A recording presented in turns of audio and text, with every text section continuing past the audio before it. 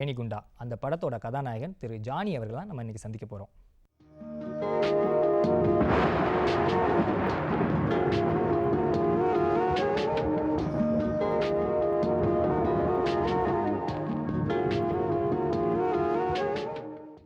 வணக்கம் திரு ஜானி அவர்களே. வணக்கம். எங்களுடைய பொதிகை நேயர்களுக்காக இந்த முதல் திருப்பம் நிகழ்ச்சியில் உங்களை சந்திக்கிறதுல ரொம்பவே சந்தோஷம். உங்களை பற்றிய பர்சனல் லைஃப்பை பற்றி எங்கள் நேயர்களுக்கு கொஞ்சம் சொல்லிடுங்களேன். நான் பிறந்தது மதுரையில் தான் நான் பிறந்தேன். பட் ஆனால் வளர்ந்தது, என்னோடய ஸ்கூல் படித்தது, காலேஜ் படித்தது எல்லாமே சென்னையில் தான் நான் பண்ணேன்.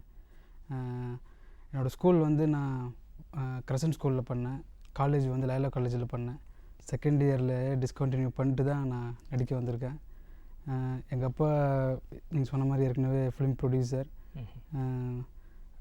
எங்கள் அம்மா ஹவுஸ் ஒய்ஃப் தான். என் சிஸ்டர் எம்பிபிஎஸ் ஸ்டூடெண்ட். ஓ, அப்படிங்களா?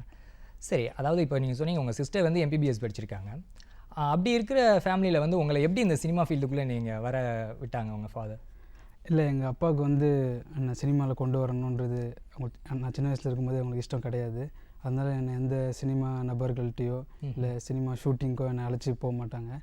பட் ஆனால் எனக்கு சின்ன வயசுலேருந்தே எனக்குள்ளார இந்த சினிமா மோகம் இருந்துகிட்டே தான் இருந்துச்சு.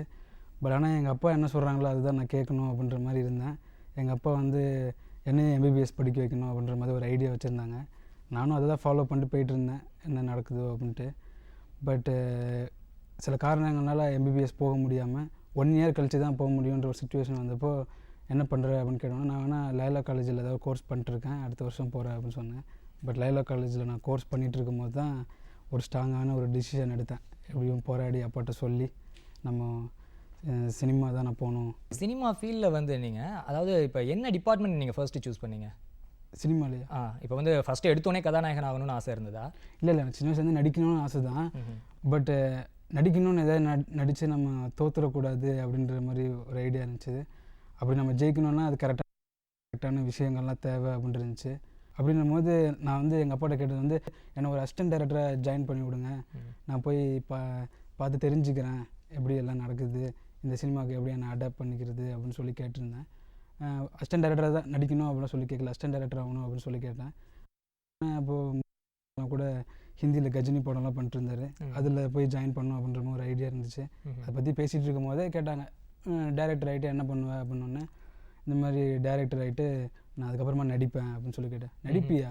ஏன் அப்படின்னோடனே, இல்லை நடிக்கிறது தான் என்னோடய ஆசை, அதான் டைரக்டர் ஆகி எனக்கு சூட் ஆகிற மாதிரி ஒரு கதை நானே பண்ணி தான் அப்புறம் நடிக்கிறேன் அப்படின்னு சொல்லி கேட்டோடனே, அவ்வளோ பெரிய போராட்டம்லாம் தேவையில்லை, நல்ல கதை கிடைக்கும். கண்டிப்பாக யாராக இருந்தாலும் எல்லாருமே ஒரு படம் பண்ணும்போது கரெக்டாக தான் பண்ணுவாங்க அப்படின்னு சொல்லி கதைகள்லாம் தேட ஆரம்பித்தோம். நிறைய கதைகள், கொஞ்சம் சில கதைகள் அப்படியே டெவலப் பண்ணிட்டே இருப்பாங்க, அப்படி இருக்கும். அப்போ தான் எனக்கு பன்னீர்செல்வம் சார் வந்தார். ஸோ அதாவது நீங்கள் டேரக்டர் ஆகிட்டு அப்புறம் ஹீரோ ஆகிறது, ஸ்ட்ரைட்டாகவே ஹீரோ ஆயிருங்க அப்படின்ட்டாங்களா உங்கள் ஃபாதர்? இல்லை, அதை நான் நினச்சிட்டு இருந்தது தப்பு அப்படின்ற மாதிரி எனக்கு புரிய வச்சேன். ஓகே. ஸோ இந்த ஆப்பர்ச்சுனிட்டி யார், உங்கள் அப்பா ஏற்படுத்தி கொடுத்ததா இல்லை டேரக்டர் ஏற்படுத்ததா? இல்லை, எங்கள் அப்பா தான் ஆரம்பத்துலேருந்து ஒர்க் பண்ணிகிட்ருக்காங்க, இது பண்ணுறது அப்படின்ட்டு. பட் இந்த கதை இந்த மாதிரி விஷயம் எனக்கு ஏற்படுத்தினது பன்னீர்செல்வம் சார் தான். ஓகே.